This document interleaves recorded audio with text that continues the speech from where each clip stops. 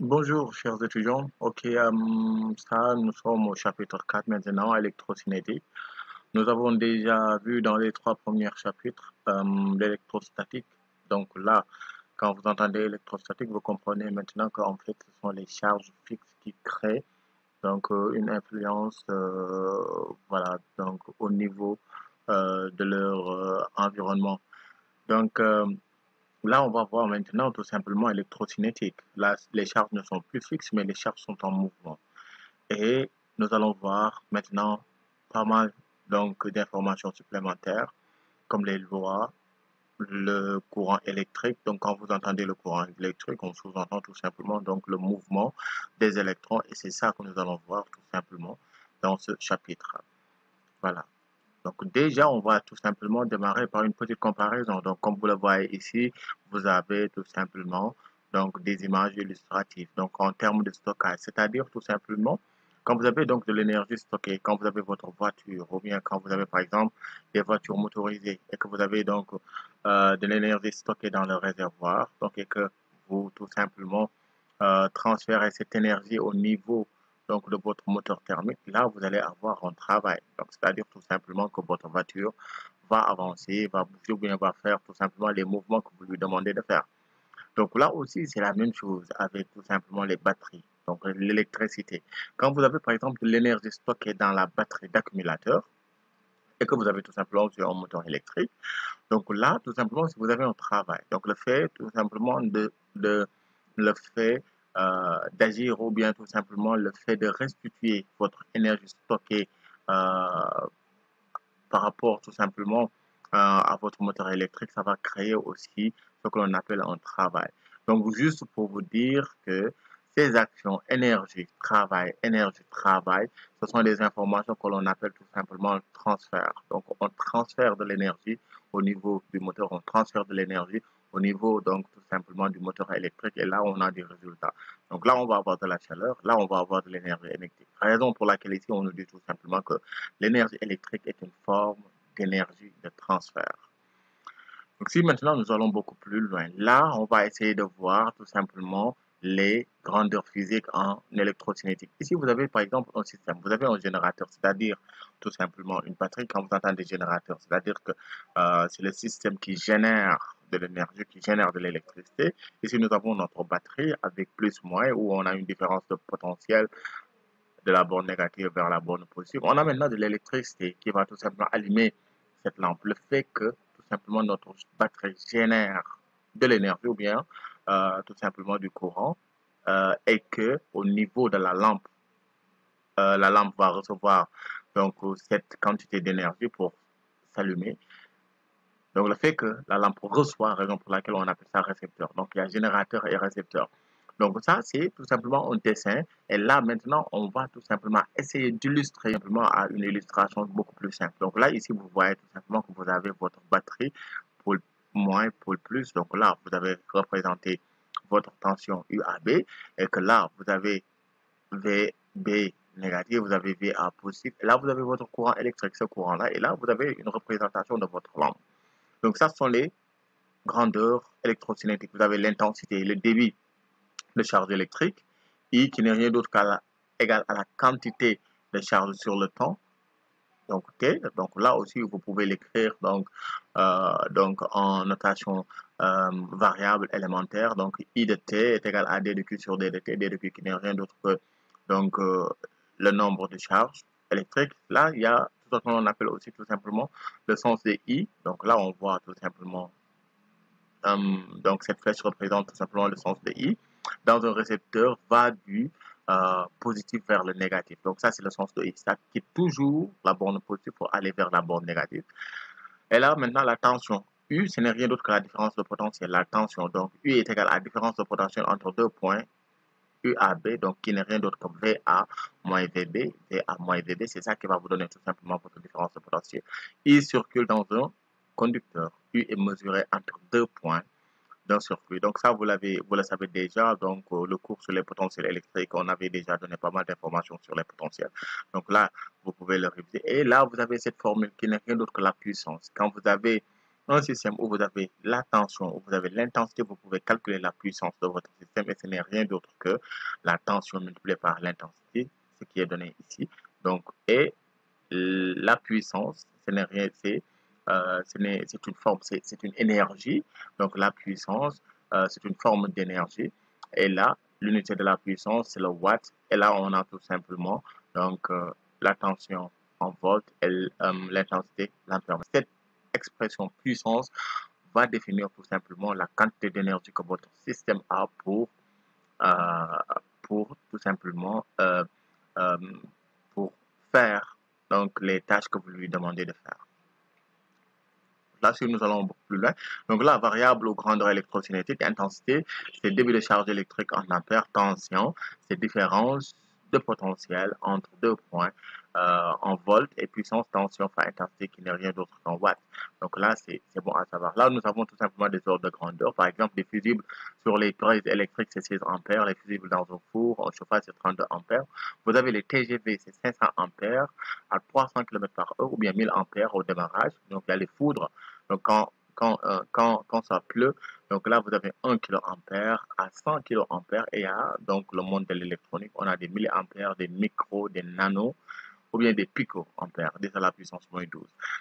Donc là, si nous allons maintenant en régime, donc régime en électrocinétique, donc il y a deux types de régimes qui existent. Il y a ce que l'on appelle les régimes permanents et les régimes transitoires.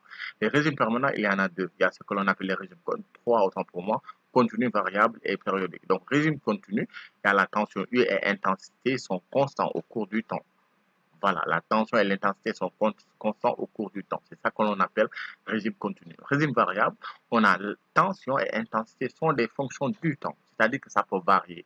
Quand la tension et l'intensité sont en fonction du temps, c'est-à-dire tout simplement à t est égal à 1 minute, vous pouvez avoir une tension donnée, à t est égal à 2, une tension différente de la précédente, à t est égal à 3, vous pouvez avoir une autre tension différente, donc, par exemple, pour laquelle on appelle tout simplement ces genres donc, de paramètres physiques des paramètres variables. Et là, vous avez donc la puissance, donc c'est exprimé sous cette forme en fonction du temps. Et là, vous avez les régimes variables périodiques. Tension et intensité sont des fonctions du temps de période T et de fréquence F. Donc là, par exemple, ce sont les cas où vous avez, par exemple, quand vous avez les systèmes électriques harmoniques ou bien les oscillations harmoniques électriques. Donc là, par exemple, vos tensions seront de la forme, donc U est égal à U0 cosinus de oméga T plus phi, ce genre de choses-là. Ça, on appelle ces genres de fonctions-là des fonctions variables.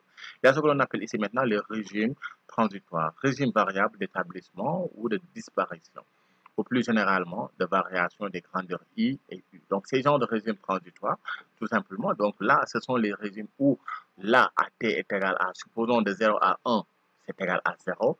De 0 à 3, vous avez une tension. De 3 à 4, vous avez une tension nulle. Donc, c'est-à-dire tout simplement que ça apparaît ou bien ça disparaît. Ces genres donc, de régimes, on appelle ça des régimes transitoires. Et parfois, on a des courbes en créneau qui montrent ces genres de régimes.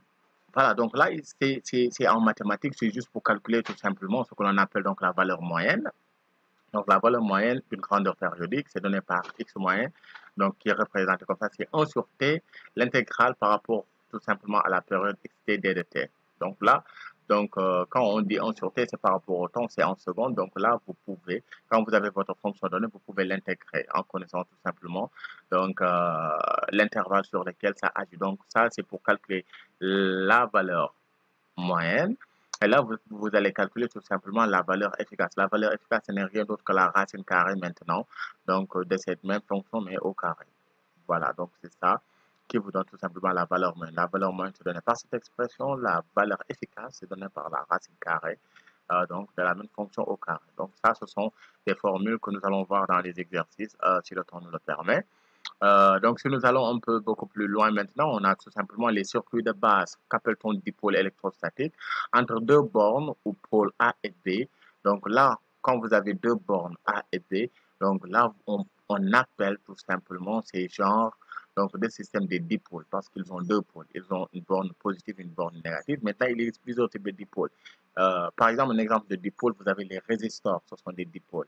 Vous avez tout simplement les transistors, ce sont des dipôles, etc.